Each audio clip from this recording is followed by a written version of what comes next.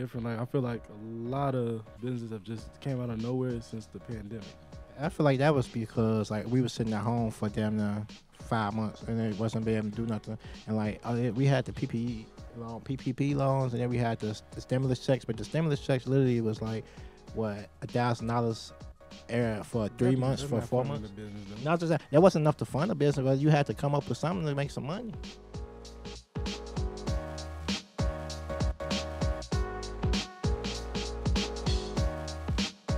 Welcome back to What's the Word podcast with Shy Boy Jimmy and Jay. This your boy Shy Boy Jimmy. No, this is Jay.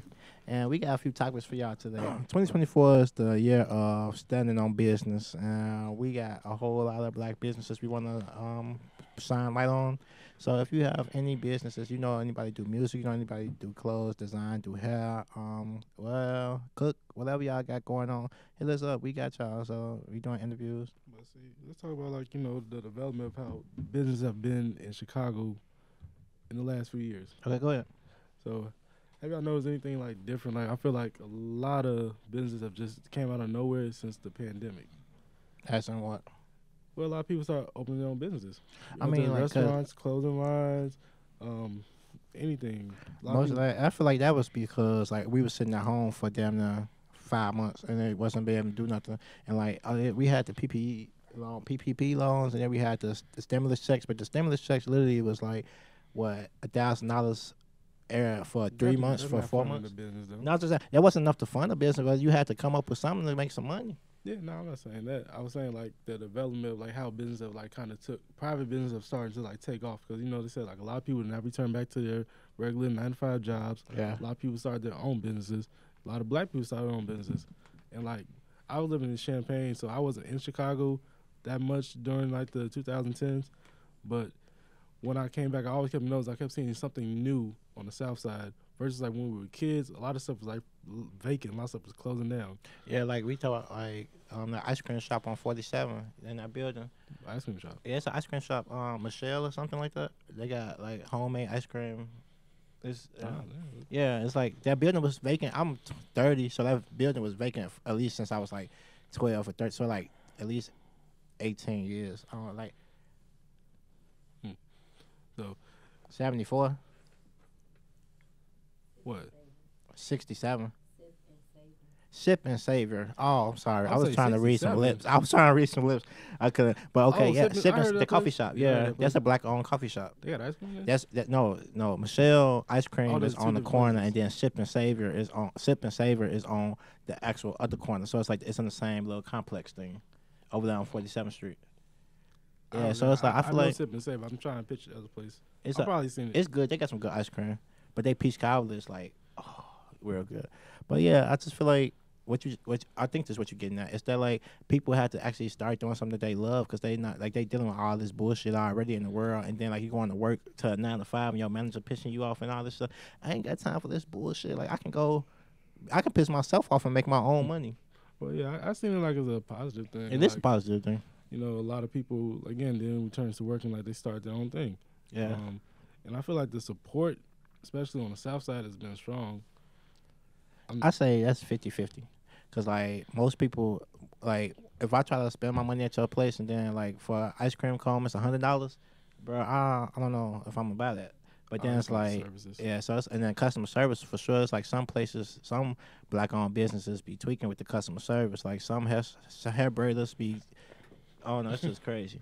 It's like some hair braiders be tossing, oh, they don't wash hair no more. You got to come wash. Oh, you got to take your hair out. Like, it's like, I don't do other people work. Oh, well, this style, $150, but you just charge somebody $10. I don't know. It's like, it's crazy. Or like, shit, like some ghetto Ubers. Like, Ghetto Ubers. Like, you know what I'm saying? They doing everything. It's like everything out there. So it's like, but it's the bottom line is like customer service and respect, a mutual respect. You take ghetto Ubers? No, I used to do ghetto Uber. So you don't know what ghetto Uber is? I know what ghetto Uber is. Yeah, That's why I was laughing at you, because you brought it up. That's a business. That's a fucking business. I guess. Come on now. You trying don't knock the hustle. I don't know. I don't think I ever took a ghetto Uber. I dropped you off before. I didn't pay you shit. Gas? That don't count. Man, that count. That count. If you got that count. If you give me gas money, that count. They gather Uber. But no, like, yeah, gather Ubers or like the people that cook out their kitchen and sell plates. Exactly. So, I like that. I fuck with it.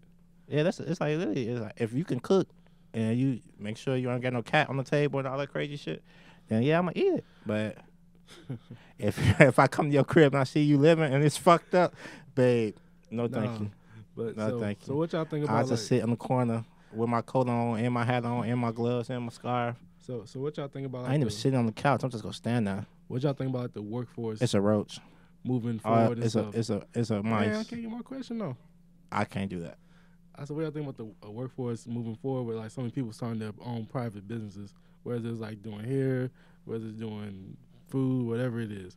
Entrepreneurship is like a beautiful thing. I feel like if you have the tenacity to actually do it, you should do it. No, I said, what do you think about the workforce? Like in the city of Chicago, if people don't do these jobs that we need to have done.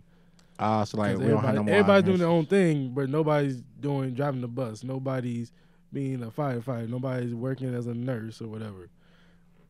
I mean, it's gonna always be nurses. It's gonna always be police. It's gonna always be firefighters. It's gonna always be doctors. But it's like it's gonna might be a shortage of them. Yeah, but it's like I'll think about that all the time when I'm at work. Though, like when we 88 or something like that. Like, I'm gonna have a CNA to be wiping my ass. You don't have a robot. No, that's not. It's gonna be like something like.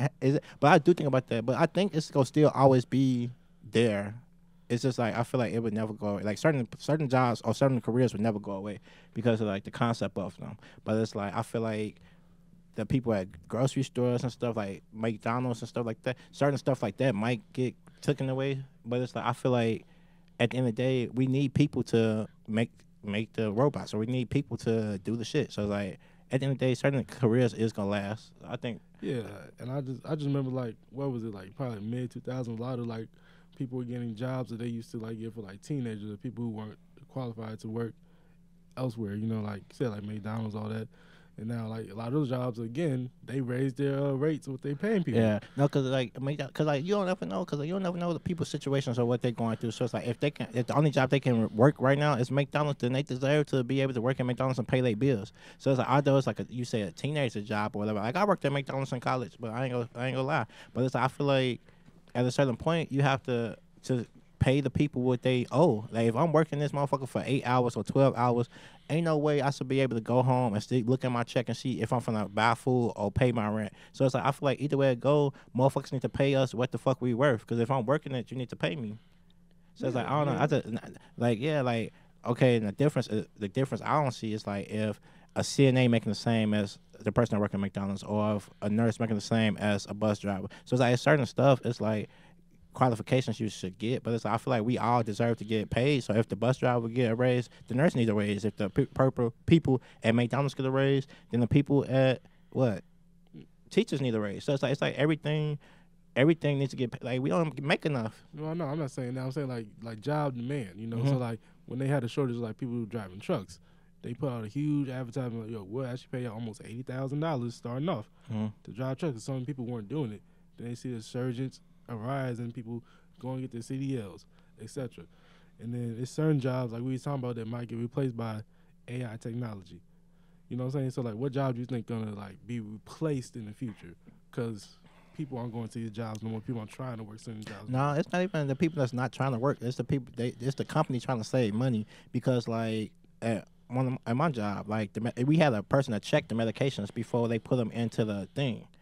So then now they trying to rule out the AI that when the medication come into the thing already, and like you just basically click the button and they let you know for sure this is the medication. So it's like it used to be somebody that come deliver the medication. They got 2 or 3. Yeah, we got that in my job too. But it was people. No, we still got people too. But then they finna roll them motherfucking robots out. So by like what 2030. Northwestern Hospital, they got that too. Yeah, like but that's like just the advancement in technology. I'm talking about like it's advancement in technology, but I'm talking about certain jobs that like people just aren't going to, not jobs that they're just replacing people. People aren't going back to.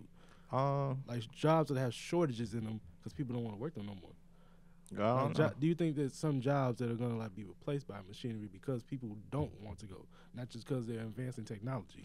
No, I don't see. If it's a job that's paying, I think somebody gonna work it. I don't know. What you think? What jobs do you think? They're gonna start doing all these AIs for like delivery jobs too in a minute, like just like flight delivery, like cargo and stuff. They got self-driving cars and stuff now. Think about it. Man, fuck that now. If a robot deliver my package to the wrong place, I feel Amazon gonna do that next. But then it's like I feel like okay, with that, what you saying, I can see like basically like what the fuck, the Ubers. Okay, Uber can probably be a robot car, but it's like I probably wouldn't get in it. I don't know. They already got them. That's the crazy part. Where? I think they had a self-driving car driving people around in California. I'm not getting in that motherfucker. No, you're not finna catch me. No, even with my seatbelt on, like, that motherfucker choke me or something. Like, don't open the door. And then what if it's racist or something? The robot is racist. You never know. Like, I Robot, he tried to kill Will Smith. Why? He was the only black man in the movie. Why? Because he was human. I don't know. But I just think, honestly, I feel like jobs, like I said before, I said that anybody, if you getting paid for it, I think somebody would do it. AT, what you think about the development of like the black businesses in Chicago, like the private businesses? I think that we've always had our own businesses from many, many years ago. And check that. in history. Is there like a difference now than back like 10 years, 20 years ago, whenever? Now it's more celebrated. Okay. So that's true, yeah. I there's a part of a time in history where black people always had their own business, no matter whether it was shoe shining or cooking food or whatever. We always had that entrepreneurial spirit. And this can't be a history lesson because that's, again, another whole nother podcast. But here more recently, having your own business is definitely more celebrated now than it was 10 years ago. It's more acceptable among us, not necessarily outside of our race, our culture. I think that there's more cohesiveness within the black community about supporting black businesses than it was 10 years ago. If it's a black business, for sure. If you found out it's a black business, you'll be like, oh, I'm pulling up over there just because it's a black business. You want to taste it out. You want to see it. You want to see what they got going on, the offer. So, like, that's like with the ice cream, with the coffee. I tested it out. And then it's like soul food restaurant. Like, there's a few soul food restaurants. I was like, are they black owned? I need to go up in there. Or like the hibachi thing. It's like, are they black owned? Let me go up. Or like they got liquor. Let me go. It's a black hibachi? I still haven't been there, but it is. There is? Yeah. She got a pizza and a hibachi or something like that. I gotta check it out. Yeah, but no, it's like. Yeah, find the name of that. Yeah, it's like. We pulling up. I'll get y'all. But yeah, I feel like it's like you. I'm sorry, I'm stuttering. But like you said, it's like because back in like the 90s and stuff, some stuff it was like only exclusive amount of people that actually had like their own businesses, and then it was like people would usually hate on them or like don't shop there or like they prices too high, stuff like that. But then it's like the difference between like black owned business and other businesses that I've seen is like the price that they pay for certain stuff, because some black people actually get the same stuff from the other counterparts and like they be trying to upcharge it, or like some black people actually be getting a high price they gotta pay, and then like that's why they prices are so high, because they paying so much for a different what is it called, distributor. You know what I'm saying? Which is true. So like take a client of mine who has there you go, Jordan's, there you go. Found it. Yeah, Jordan's Hibachi and Pizzeria. Okay. Where is that at? Yeah. Where's that at? I don't know. I tried to order it on Uber Eats one day and it was closed, so I didn't ever really talk to it. But yeah, Jordan's Hibachi. In Chicago, I don't know exactly where. But all right, Jordans, if you open, we there. 4317 South College Girl. What? Yeah. Is he still open? I just opened. Okay, I'm sorry. Well, shout out to Jordan. We could probably get her up here and give her some insight. Okay. And shout out to Demi Delicious Desserts and Maria Savers Pastries, because they decent with the cakes. But yeah, but back to what you're saying, it's like I feel like back in the day it was like an exclusiveness, and it's like now it's like everybody actually taking the time to actually do it, and that's the only difference between back then and now. It's like the customer service. Like back then, we go to a black business, or like you go to a black woman or a black man who own they shoe store or something like that. They at the store and like they talking to you, they helping you pick out shoes. It's like a family affair. But now it's like most people don't be even like hands on with their stuff. Or like what I'm trying to say, it's like and they be rude as hell. Like I ain't gonna lie, like I don't know, like with their clientele, it's That like has, in my opinion, again, it's just my opinion. yeah, In my opinions is okay. opinion, that such a whole thing about a lot of people don't shop black business because they're rude and they don't get the same service or their prices are too high, blah, blah, blah. Well, again, we are at a little bit of a disadvantage because we don't have access to capital funds. Mm-hmm. We don't have access to certain resources that other businesses may have. And we just don't have a lot of business skills. Yeah. And so there are programs out here that helping black businesses, like the Women in Business.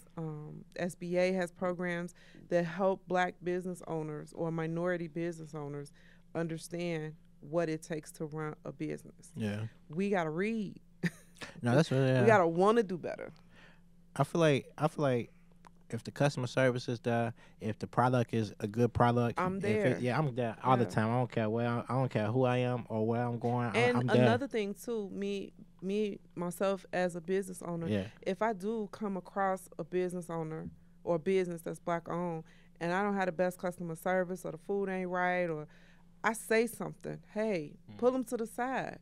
Say, hey, look, it's a great business. You got a great idea.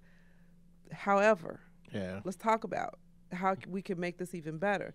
We're not going to bash them. No. We're not going to get I on the get you, internet yeah. and make a TikTok about them and talk about them like a dog. We're going to pull them to the side. That's everybody's famous thing. Yeah. Yeah, no, I get what you're saying. Pull them to the side. It's like each one teach one. It's Each one like teach one. iron sharpening iron. So I feel like that's really beautiful. Like, Yeah, that's the leader good. of my tax group uses that scripture all the time. Yeah. All the time. He says that all the time. Shout out Mike Sullivan. We love you. We love you, Mike Sullivan. But he always says that iron sharpens iron and each one teach one. So somebody had to teach me. Somebody had to pull me to the side and say, hey, sis, Yeah, get it you need to together. do a Let's little go. bit better with your communication skills. Now, was I offended in the beginning? Maybe a little bit.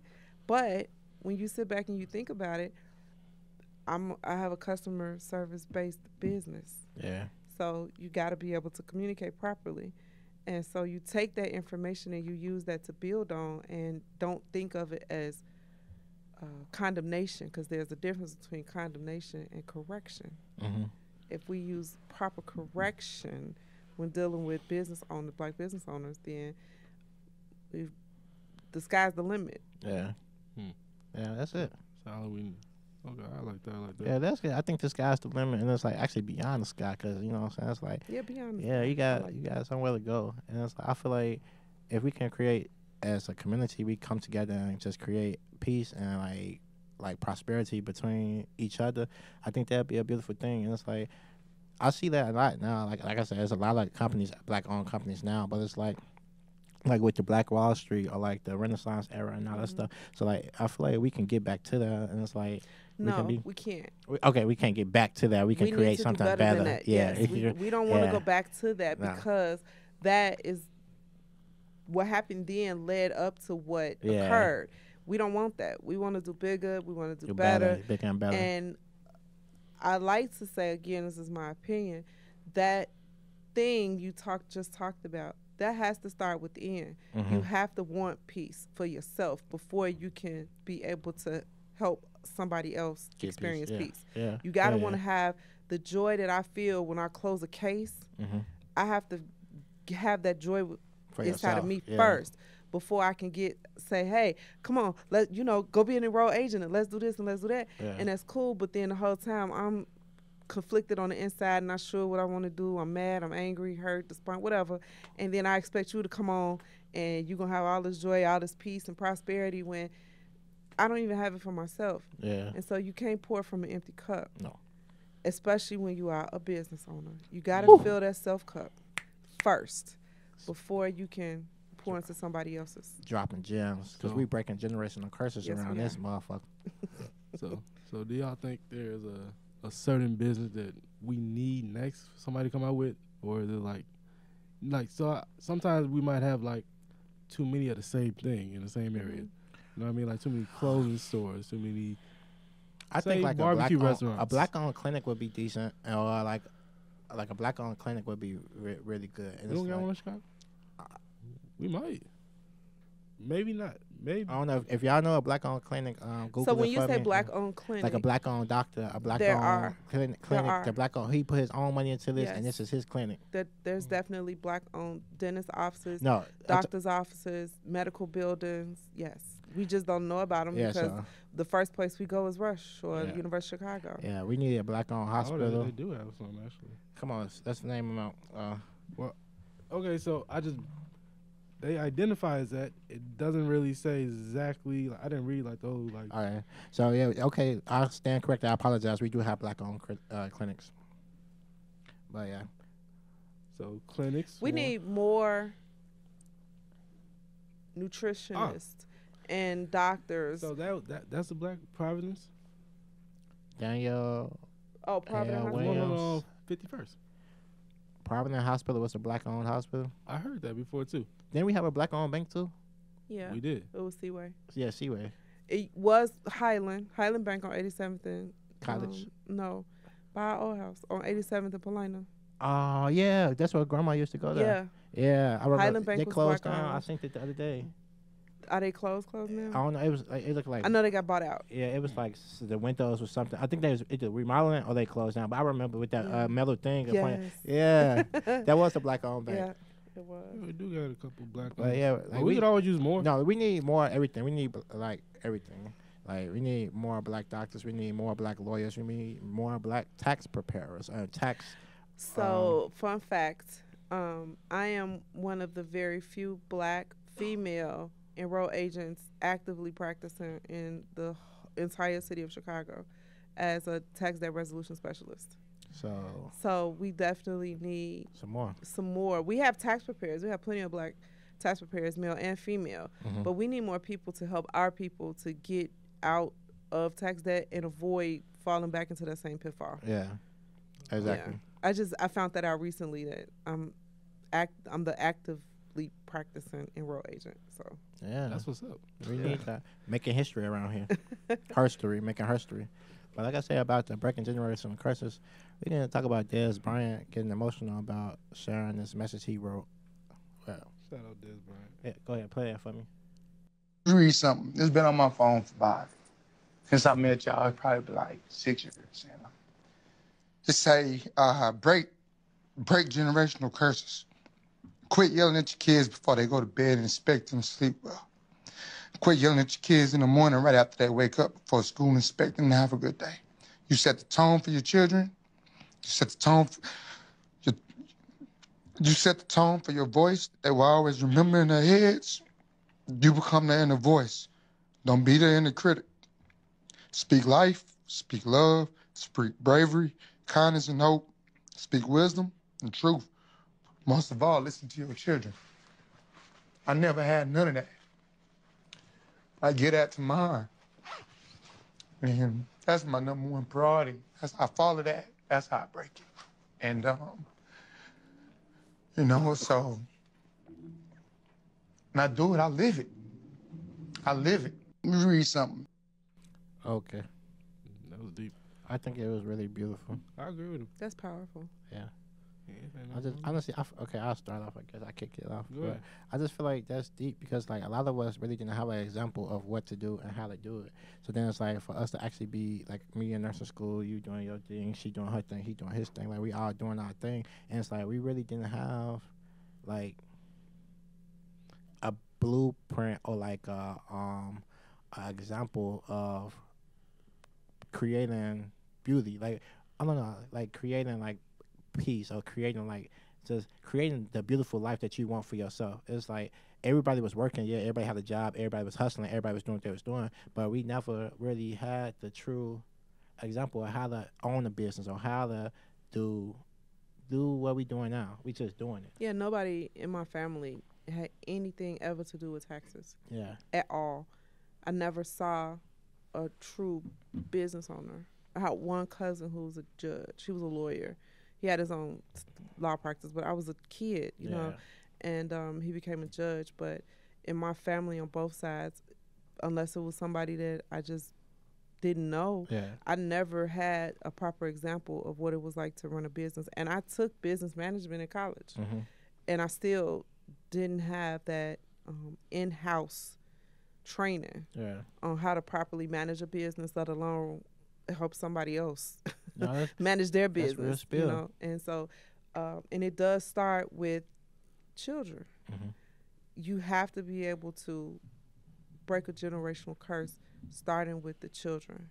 That's extremely important. That message that he that you just He presented preached is that very for real. powerful. I feel like it's just like, cause like you show them what to do, how to do it, and like they go automatically, they'll turn and do whatever they want to do anyway. Like when they grow up, they gonna be like, oh, whatever, fuck it, I'm grown now, I can do whatever I want to do. But like it's just like the fact that like you try and you actually instilled these things into them. Like yeah, like you know, grandma was a hustler, so like she instilled like a lot of stuff in me, and my auntie like helped me, and like my dad for sure. But it's just like to see like somebody graduate from college to get a degree. Like I didn't see that. No, So it's my like, father was a hustler as well. He sold suits out the back of his car, yeah, and that's cool. That's fine because Yeah. that's what he did. yeah, make his money. He made his money. He took care of me the best way he could. However, he was a hustler. Yeah, And I wasn't told certain things. I wasn't, like he says, don't yell at your kids before they go to sleep, because how you think they're going to sleep in peace at night? yeah, that was deep. That hit home Yeah, because I got yelled at. yeah, Maybe smacked, depending on what the situation was before bed. Smacked to go to bed. yeah, Smacked in the bed. Go to bed. yeah. And so and even me as a mother, it makes me think like I need to go back to my two older kids and we need to talk about this, because that really hit home for No, me. because I've been thinking like when he sent it, I was like, whoa, and it took me a minute to read it, because I'm like, okay, I mean to listen to it, because I'm like, okay, whatever. He keeps sending me all this shit, and but I listened to it earlier. I'm like, oh, like this is, and he like emotional. It's because like you can see like he been through stuff as a child. Yeah. So it's like to go through something as a child, and then you like I don't have no children, for everybody that don't know, but you go through something as a child, you gotta make sure you protect your child to make sure they don't go through what you went through, and like show them a different aspect of life. You know what I'm saying? And like I don't know, it's like if for a father to be a father when he didn't even have his father in his life, it's like that's deep. Like that's something that's beautiful, that's strong to do. Like a man to actually take care of a kid when he don't know nothing about taking care of a kid. Doing the like, best he can. Yeah, with what it's he got. like that's what do the best. What Mariah Carey say? I'm gonna do the best I can with what I can. But like no, really, like to take care of your seed and like show them the life that you never had. It's like beautiful, and it's like that's what I try to do for my nephews and my godson. It's like actually to show like what life could be. Yeah. And like no stress, nothing but peace and happiness. Like you. And see, that goes back to that whole filling up your own cup. Yeah, fill up your own cup first before you you try to pour into somebody else. And I wish that's another thing that I wish I had learned as a kid before I started having children. No, So yeah. So but yeah, you don't. What I'm trying to say.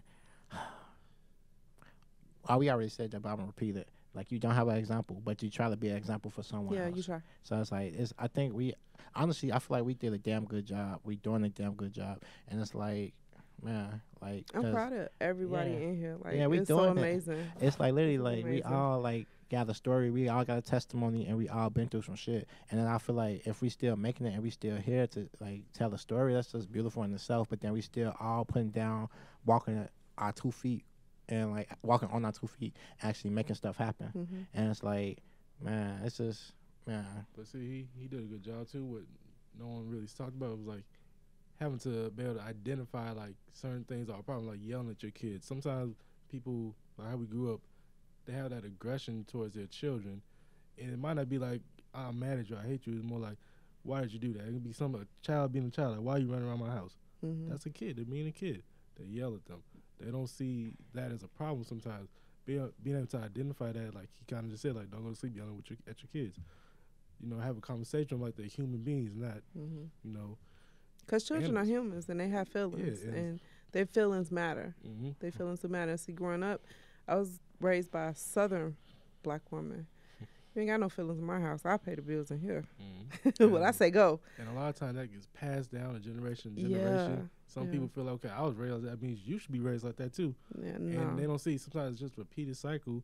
Sometimes it can get even worse depending on your situation. So that's why you have to stop it when it comes to you.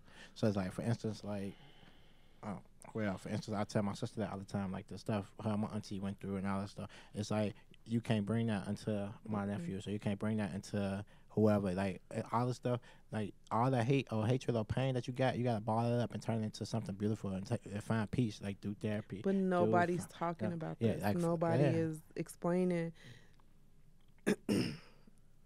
that this all has to do with breaking generational curses, if that's what you want. That's what but do want, you even know what that means? Breaking generational curses. It sounds cute. Yeah. But do you even know what that means? And if you do know what that means, are you willing to put in the work to be able to break that generational curse? Because that's a lot of work. You can't just be saying. Because you know why? Because you got to look at yourself. Yeah. First. Yeah. And a lot of times, majority of the time, that's not. It's ugly. The thing. It's ugly. It hurt. It's not fun. But in the end, it's so worth it. It's so worth it because we can't get anywhere without it. Mm-hmm. We can't get no further than where we are until we first look at ourselves and figure out what it is we need to do to be able to help the next generation. Yeah. And that's another thing. Like, we got to go ahead and, like, put our hand down and, like, help people build, come up. Like, you can't be, like, new rappers be beefing with old rappers, or like new cooks be beefing with old cooks, or like, so it's just be crazy. Like, no, like you have to, we all have to come together as a community and build each other out. It's like y'all, we all. No, it's just like, you know what I'm saying. It's like always. I get what you say. Like, no, the cooks. I'm talking. Or like Keith Lee. Like a lot of people trying to come at Keith Lee about him being a food critic, and he telling everybody, I'm not a food critic. I just taste food and tell y'all how it tastes. Like I don't. So it's like, it's just like everybody. When it's a new person coming up, you have to step down. Well, you ain't got to step down. You got to, like, reach down and, like, you know what I'm saying? You can assist or help them or show them the way. You ain't got to be no hater. Right. But, like, yeah, it's just at the end of the day, you got to understand what a generational curse is within yourself and actually break that barrier for you and your generation after you can actually be great. You can't be just living like hating. You can't be evil. Yes, sir. You know what I'm saying? Life too short to be evil. But, man, lay yourself and show peace and love when y'all can. Hit your knee, old ass, man. Shout out to Dez Bryant, though, man. You want to wrap it up, or what you want to do? Yeah, man. Thanks for coming in and tuning into What's the Word podcast, y'all. All right, once again, I want to say thank you to Miss Tiesha D. Baldwin. Don't forget the D. Don't forget the D. Yeah, Weezy F, baby. Don't forget the D. And this is your boy, Shop Boy Jimmy. And, yeah, like I said, if y'all got a business, y'all black-owned businesses, just hit us up and let us know. We'll put y'all out there. We love supporting everybody. And once again, I'll make sure y'all tune in to What's the Word podcast on Spotify, Anchor, and on Instagram. And now on YouTube. So much love to y'all. Shout out to my boys over there putting in the work for this podcast. Love y'all, man. Oh, this is our first show. All right, now for real. Peace out. Love.